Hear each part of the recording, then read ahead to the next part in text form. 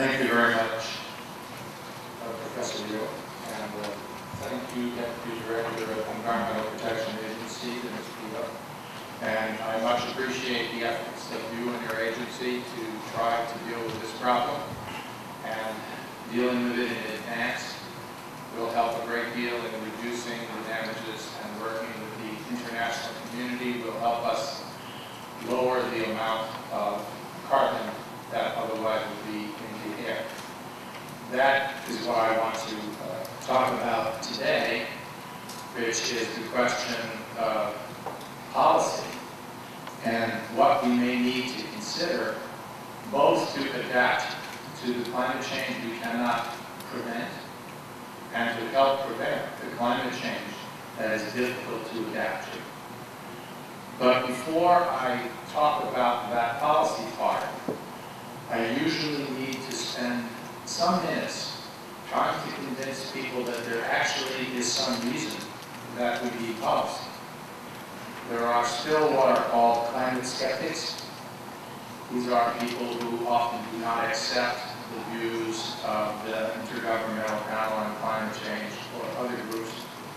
And I want to spend a few minutes talking about this question, because before you try to fix the problem, you need to be sure it's broken.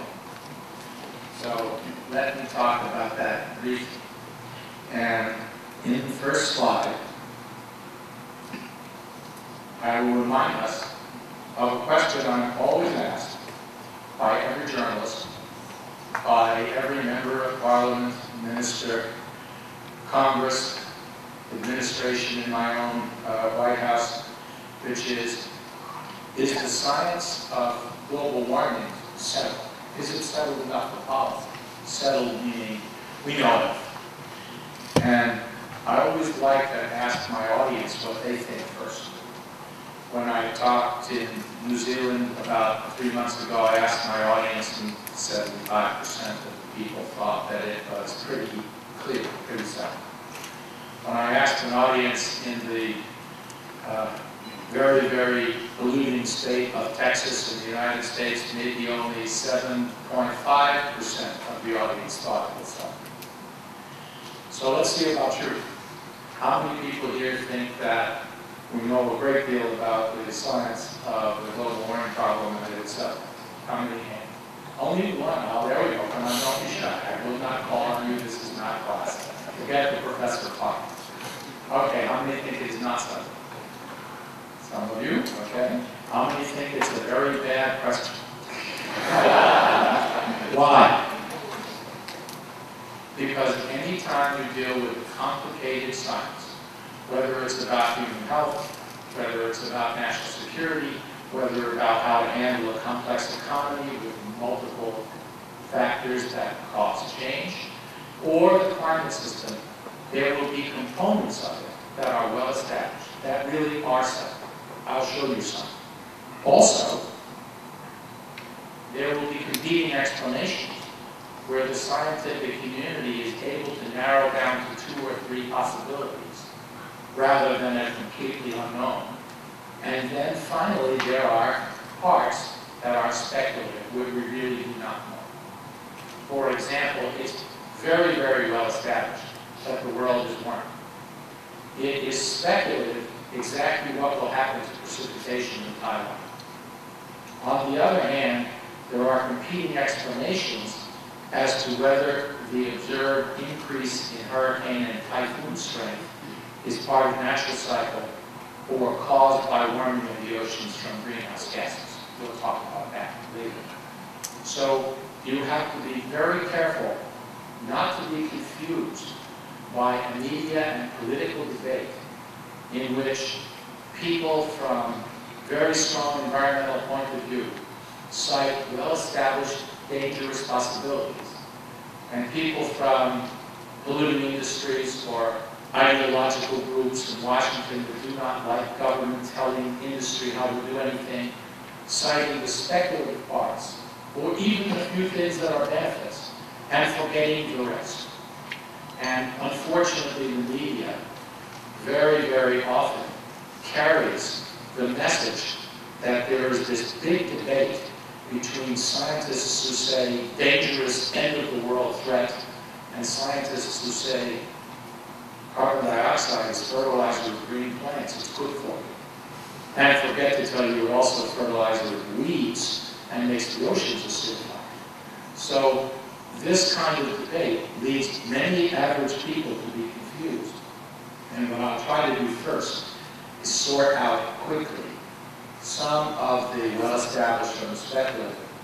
And then in the end, we'll argue whether the science is settled enough. That's a very important word. Enough. For policy is not a scientific judgment. It's a value judgment that we make about the acceptability of risk or the acceptability of cost to fix the risk. That is the proper role of society and political action, especially in democracies. And therefore, the public must be informed about the importance of this problem so they can send the signals to their leaders as to whether they worry more about spending money now or whether they worry more about having many, many more serious typhoons later without having spent the money to slow it down. That value judgment requires an educated public, and that's what we are all in the business of doing. I know there are many professors and teachers here, and I do that myself. I should ask Professor Ye if there's anything he wants to add at this stage, or is it clear enough? Clear enough, okay. All right, so let me now proceed. IPCC, Intergovernmental Panel on Climate Change, the United Nations consensus document, which I have been, as Mr. Liao said, involved in very deeply, said this is very settled. You can't be more settled than the, I'm sorry, I'll use only in the middle, than this English word, unequivocal. It means without doubt. How could they say, when scientists are always very cautious, it is without doubt, unequivocal, that the Earth is warming? Well, the thermometers tell you that. The rising sea levels as they warm and expand tell you that. That 95% of mountain glaciers are melting tells you that.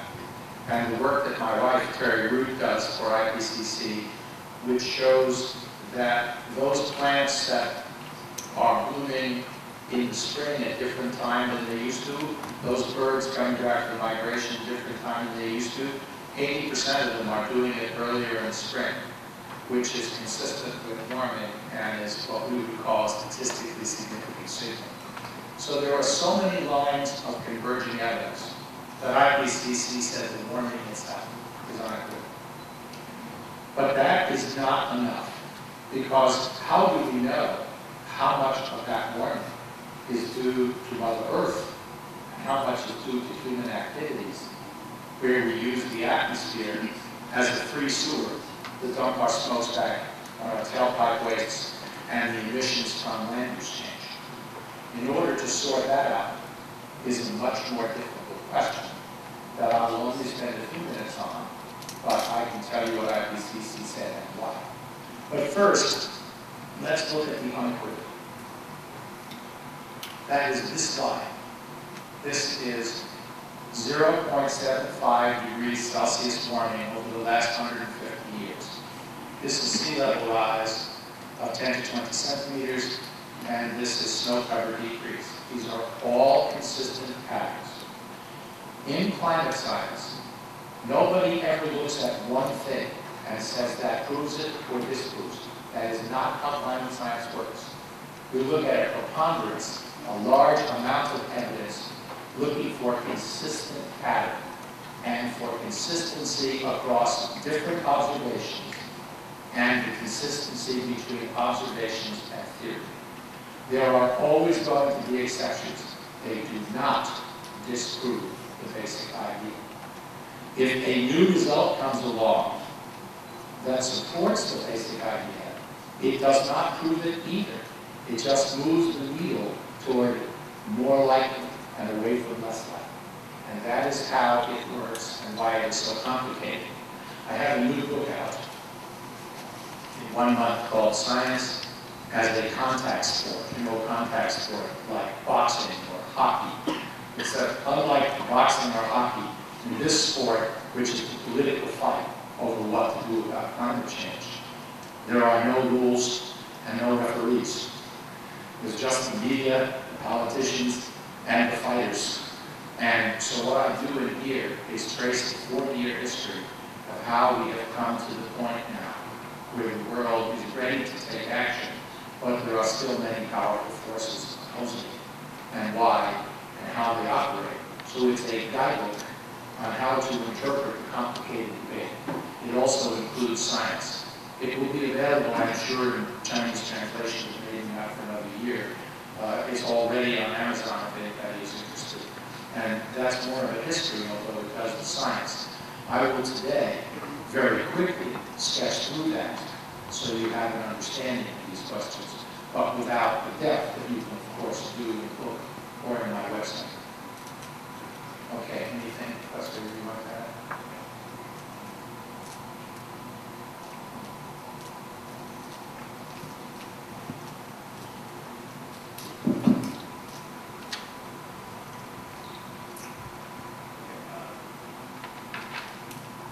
You want to use this one up here? Try this one up here. Another one. Technology always is a trial. There we are.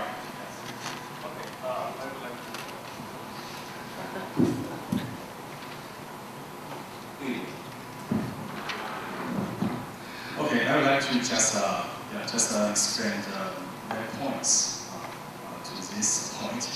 我想我等一下大概就一段时间再简单的把一些重点，觉得说在场每一位听众也许都必须要了解的一些重点，会做个简单的解释就不逐字翻译，因为这样会比较效率一点。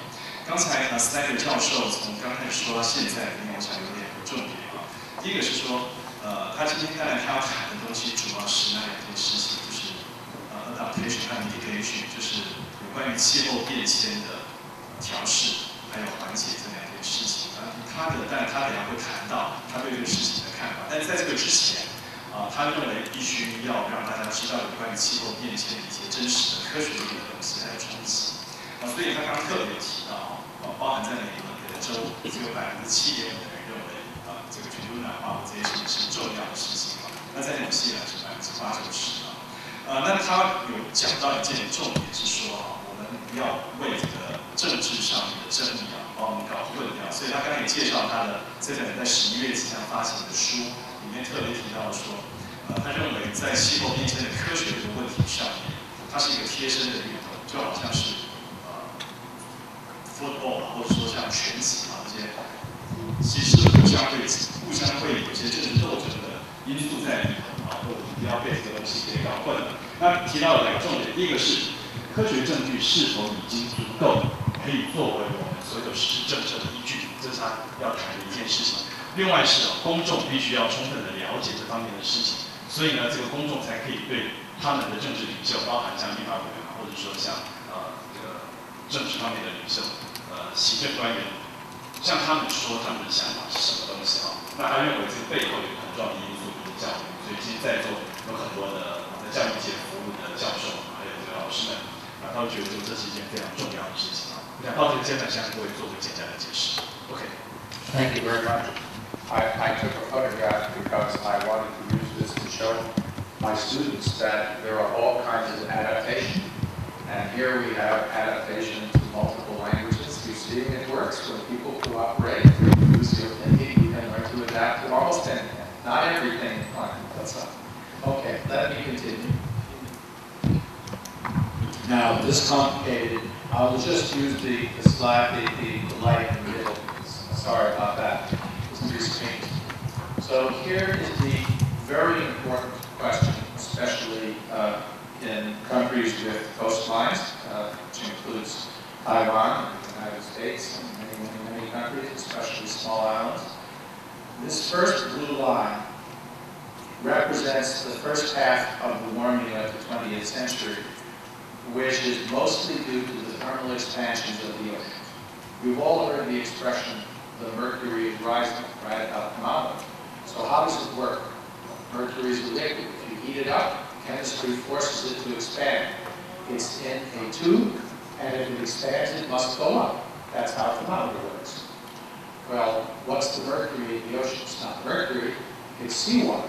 If you heat it, it expands. What's the tube? The continental shelves.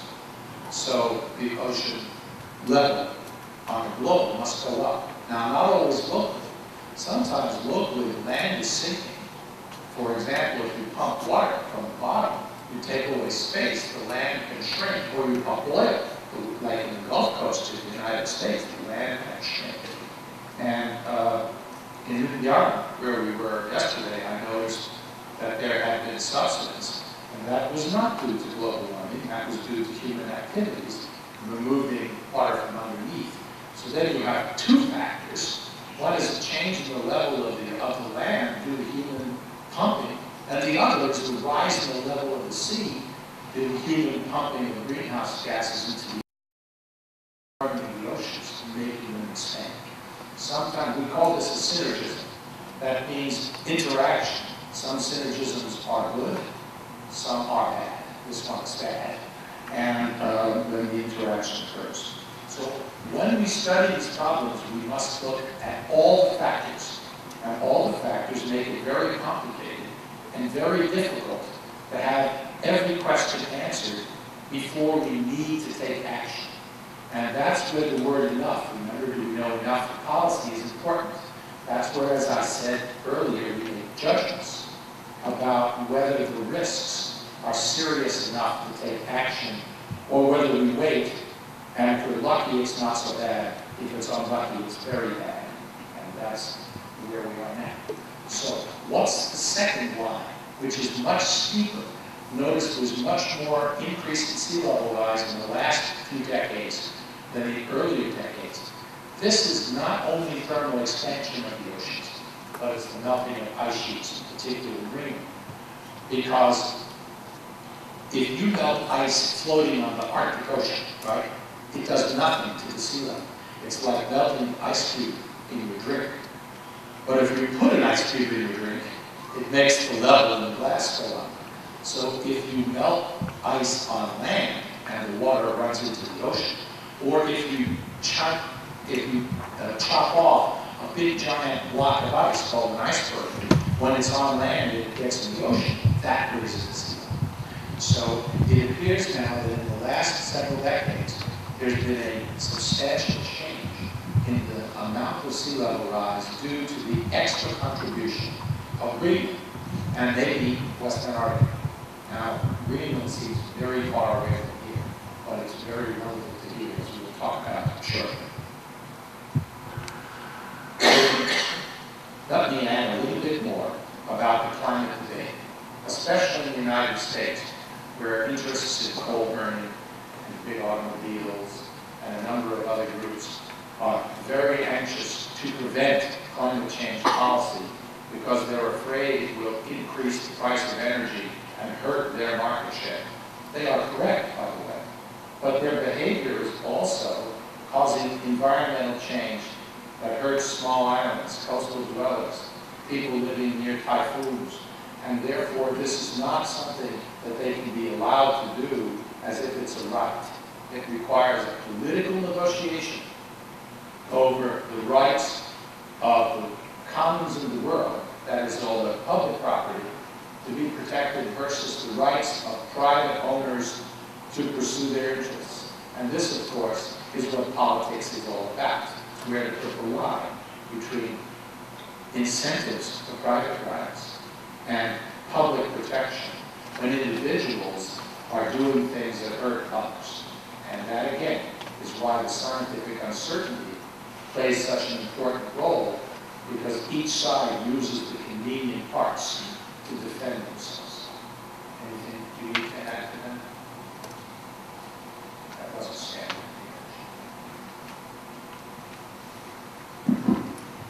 我想到这地方啊，只有一两个重点，各位刚刚应该也都大概了解了。主要是刚前面讲到了协同效应的那个字啊，就是为什么海平面会上升，是有很多因素一起共同造成的。在大概1950年代之前，多半是因为变热的水遇热会膨胀，这是一个因素。另外，在大概1950年代以后，是因为一些陆上的冰融化以后，造成海平面上升。特别刚才3个教授提到，如果是北冰洋的冰融化，它是不会造成海平面上升。那后来大概接下来要讲的这个，在里面重点提到是说，像美国的大汽车厂这些公司，他们大家都阻止政府有一些关于抗氧化或者说降低温气的一些措施啊。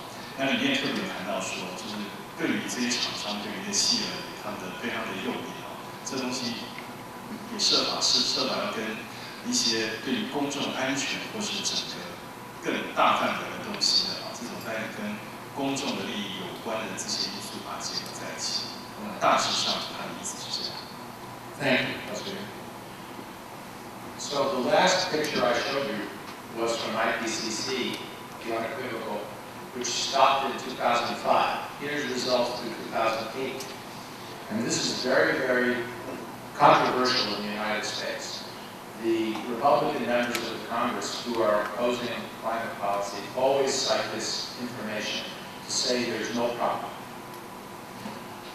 If you look from 1998 to now, the temperature is not warming, it's cooling slightly at a global basis.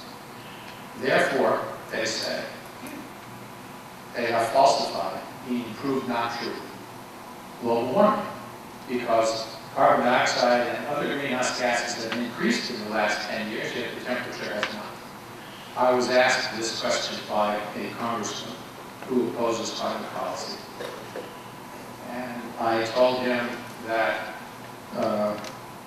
he was right, that it was not warming in the last 10 years.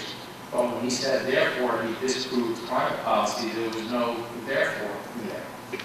That was simply faulty logic. How could it be faulty logic? And I said, very easy. If you go to the 10 years before that, climate change was so rapid, I referred to it as going to hell in a handbasket. The international translation is very bad. And that did not prove that global warming was out of control. This does not prove that global warming does not exist. This is what we in climatology call noise.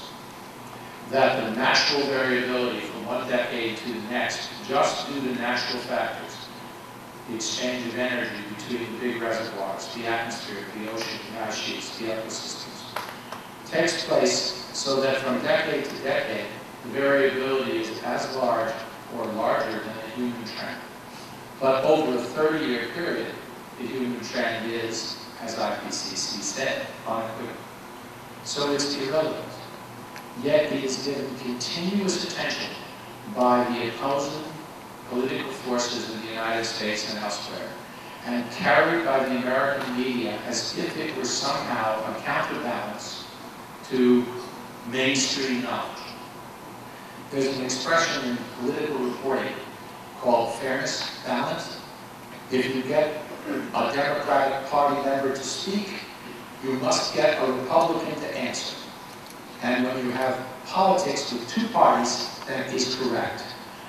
But when you're talking about complex science, it is not end of the world versus good for you, the two lowest probability outcomes. It is many possibilities. And what IPCC does, and I'll let Professor Yates, what IPCC does is it separates out the relative credibility of the multiple outcomes so that people can see the range of possibilities and make a risk management choice. That is very badly communicated, unfortunately, through adversarial debates, which polarize into the terrible and good, the two lowest probability outcomes. Professor Yates.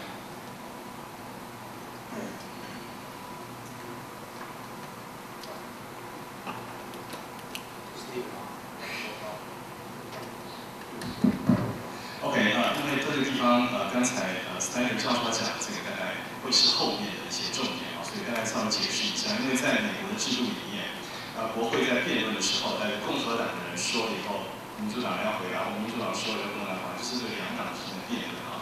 刚刚特别提到说，关于气候方面的问题啊，有时候它不是这个两个选项或是一个正反意见，它会是说现在 IPCC 的做法，大概或者说把好几个不同的选项或不同的可能性把它呈现出来。那我们可以去了解每一个事情、每一个选项它可能的风险啊，或者说它可能发生的可能性。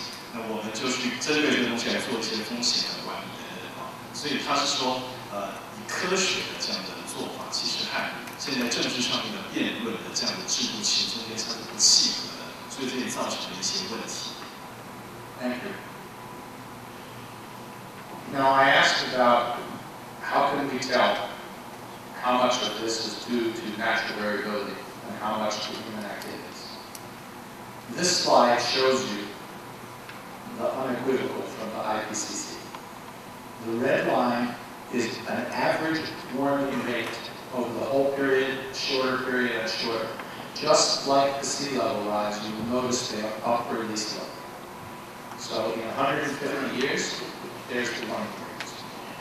Over 100 years, there's the warming rate. Over 50 years, more than twice the warming rate of the planet. And in the last 25 years, it's even larger. Notice I do not show that one or that one because of their noise. In fact, that's about as long as I would even dare to think that you could make a statement that has scientific meaning because of the variability of the system.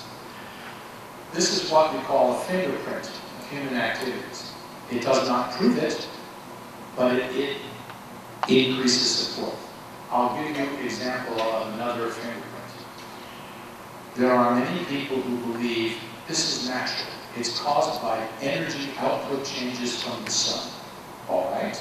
If that's true, and the sun got warmer over the 20th century, then it would have warmed the entire atmosphere.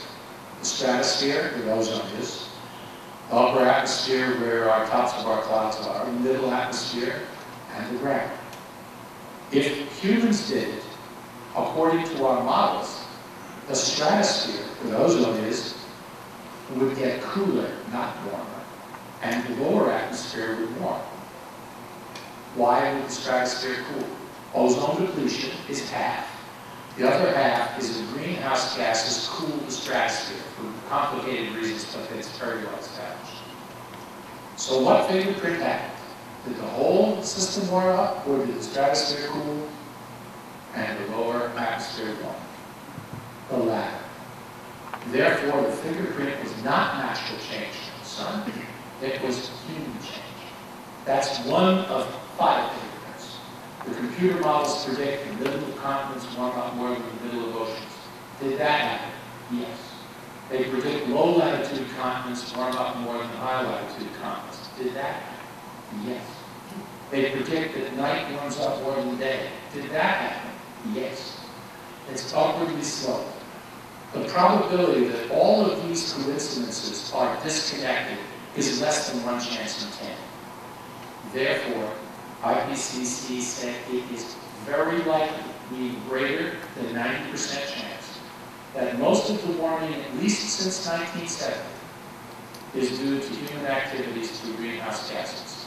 So not only is it well established that it's warming, but it is virtually certain, a strong preponderance of evidence, that most of the recent last half-century warming is due to human activities.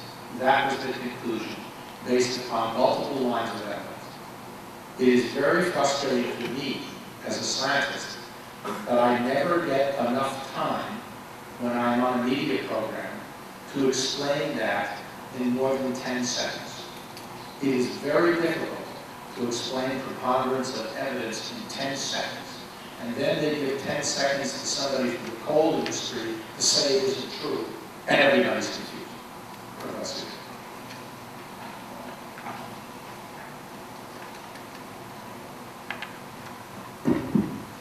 好，我想这里面大概一个重点啊，就是刚才我想就谈到这个东西，谈到有人说过去这10年来或者这几十年来是太阳的热度增加了，太阳的能量增加了，所以地球才暖化。他说这个东西就没有意义。他说如果说是那个样子的话，应该整个大气层从最底层的对流层到上面的平流层啊，就是臭氧层在位置在都会增温了。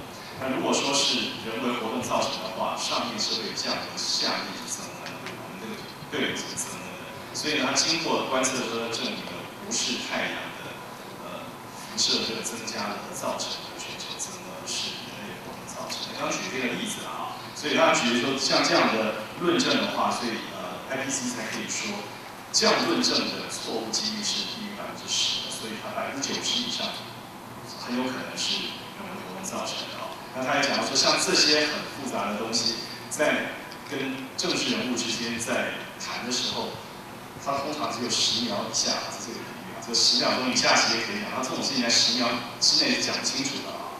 所以呢，最后只能说，你是不是觉得这是？所以大家都觉得很 confused， 大家觉得也搞不太清楚。刚刚把这个过程跟这个情况大概描述了一下。Thank you very much for continuing your climate speech adaptation.